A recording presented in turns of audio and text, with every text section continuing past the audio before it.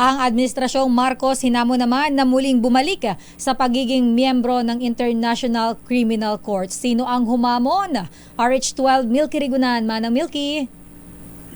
Sister Ella Takay, dapat ikonsidera ng Marcos Jr. Administration na bumalik sa pagiging miyembro ng International Criminal Court.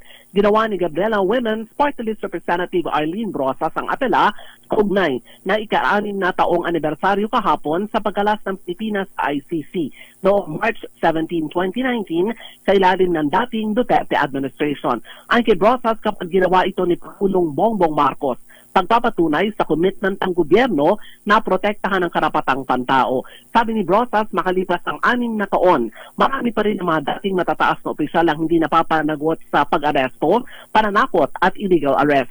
Anya, ang pag-aresto at pagpapakulong ng ICC kay Duterte ay simula pa lang at dapat patuloy na magbantay para matigil na ang culture of impunity.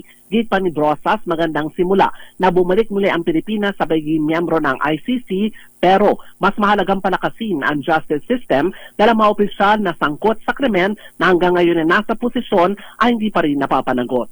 Ako si Milky Rigunan, nagulat para sa DZRH, una sa Pilipinas, una sa Pilipino. Damdamin Bayan. Maraming salamat, Manang Milky Rigunan.